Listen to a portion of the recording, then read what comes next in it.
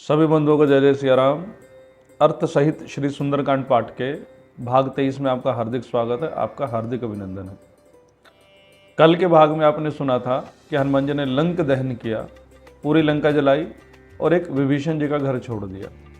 तत्पश्चात हनुमान जी समुद्र में उतरे हैं, अपनी पूंछ की आग बुझाई है, थोड़ी देर हनुमान जी ने आराम किया है और उसके बाद हनुमान जी अशोक वाटिका में पुनः एक बार सीता जी के पास आए हैं। यहीं से हम लोग आगे बढ़ेंगे। मात मोहि दीजे कछु चीना, जैसे रघुनायक मोहि दीना, चूड़ा मणि उतार तब दयऊ, हर्ष समेत पवन सुत लयऊ।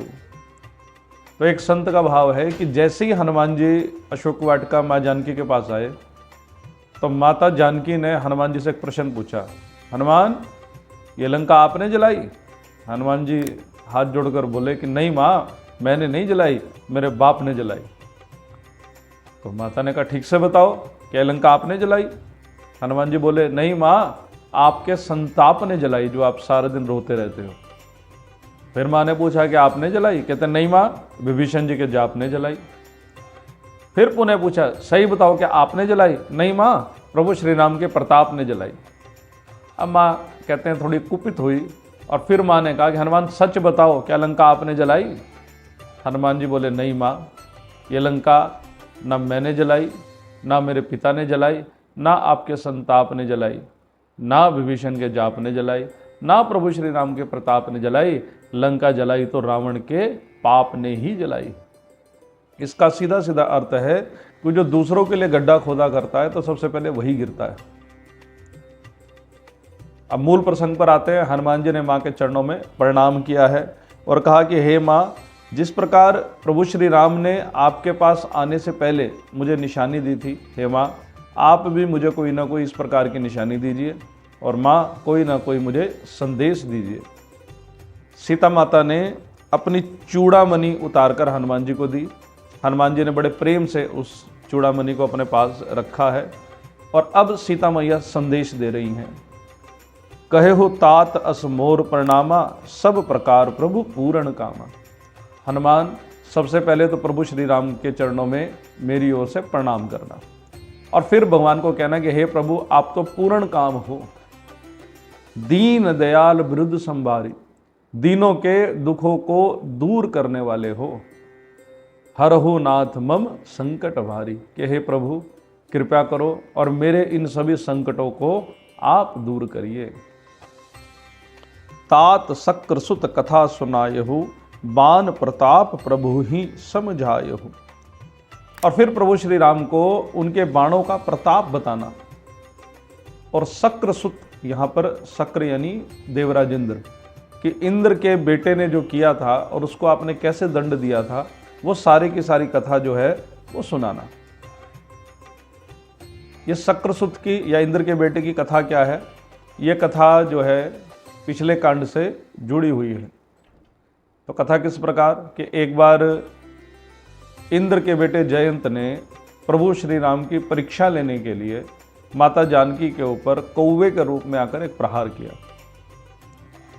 और प्रहार भी इसलिए किया क्योंकि संतजन कहते हैं कि प्रभु श्री राम ने जानकी जी के लिए फूलों की माला बनाई और वो फूलों की माला जो है वो जानकी जी को भेंट कर रहे थे। तो जयंत को ये लगा कि मैं तो इनको भगवान समझता था, लेकिन इनकी जो लीला है तो बिल्कुल मानवीय लीला ही है। क्या ये सच में भगवान ही है कि कोई और है? तो ये परीक्षा लेने के लिए जयंत ने कौवे का रूप धारण किया और माता जानकी के छाती पर, वक्ष स्थल पर चोंच मारी। अब प्रभु श्री राम को बड़ा क्रोध आया। उसी समय भगवान श्री राम ने कुशा को ही तीर की तरह समझिए और अभिमंत्रित किया और उसमें शक्ति ऐसी दे दी जैसे ब्रह्मास्त्र की शक्ति होती है। और वो जयंत के पीछे ब्रह्मास्त्र को एक प्रकार से छोड़ दिया गया। पूरे जगत में जयंत दौड़ता रहा, यहाँ तक कि अपने पिता इंद्रदेव के पास भी गया तो उन्होंने भी नहीं रखा, किसी ने नहीं रखा। तो कहते हैं तब देवराज इंद्र ने उनको कहा कि जिनका ये बाण है वही तुमको बचा सकते हैं। और पुनः जयंत जो है वो प्रभु श्री राम की शरण में आया। भगवान राम ने कहा कि देखो मैं तुम्हें क्षमा तो कर दूंगा, लेकिन ये ब्रह्मास्त्र है और ब्रह्मास्त्र जो है वो अमोघ अस्त्र होता है। ये बताओ कि तुम्हारे किस अंग पर इसका प्रयोग किया जाए। तो कहते हैं कि जयंत की एक आंख जो है भगवान के उस अस्त्र के द्वारा फोड़ दी गई। तो तभी से कहते हैं कौवा एक समय में एक ही आंख से देखा करता है। तो सीता मैया ने कहा कि हनुमान, तुम भगवान राम को उनके इस बाण का प्रताप बताना कि आपने किस प्रकार जयंत को आपने दंड दिया था। हनुमान जी कहने लगे, माँ एक बात बताऊं आपको, आप मुझे बार बार कह रही थी ना कि क्या मुझे प्रभु श्री राम भूल गए, क्या मुझे प्रभु श्री राम भूल गए, और अभी भी आप कह रही हैं कि बाण का प्रताप याद दिलाना। तो माँ एक बात मुझे बताइए कि जिस समय प्रभु श्री राम ने कुशा का वो तीर भेजा, तो क्या उस समय भगवान राम के पास धनुष था? तो सीता जी कहने लगे, नहीं धनुष तो नहीं था। तो फिर वो तीर कैसे छोड़ा? कहने लगे, मैंने तुमको बताया तो, अभिमंत्रित किया और ब्रह्मास्त्र की शक्ति देकर छोड़ दिया। कहने लगे, इसका मतलब माँ प्रभु श्री राम किसी भी वस्तु को तीर की तरह छोड़ सकते हैं? सीता मैया कहने लगी, हाँ हनुमान देखो ऐसा तो है। कहने लगे, तो माँ जिस प्रकार प्रभु श्री राम ने जयंत के पीछे कुशा का तीर भेजा था, छोड़ा था, ठीक उसी प्रकार रावण के पीछे ये बजरंग बाण छोड़ा है। इसीलिए सुंदरकांड के शुरू में लिखा है, जिमी अमोघ रघुपति कर बाना, ए ही भांति चलो हनुमाना। जैसे राम जी का अमोघ बाण है, इसी प्रकार हनुमान जी लंका की तरफ कूच करते हैं। तत्पश्चात सीता जी कहती हैं, हनुमान मास दिवस महु नाथ न आवा, तो पुनि मोहि जियत नहीं पावा। और तुमने तो हनुमान स्वयं सुना है कि रावण ने मुझे 2 मास का समय दिया है।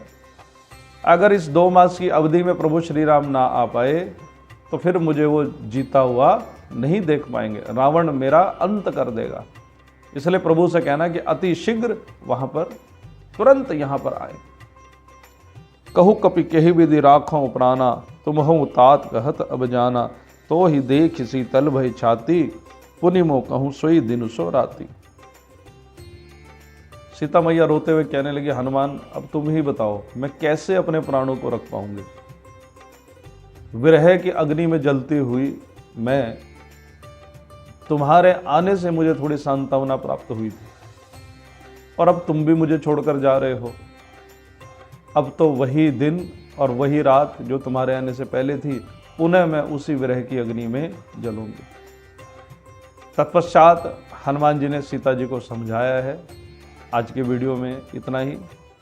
इससे आगे की कथा कल के भाग में। तब तक के लिए जय जय सिया राम।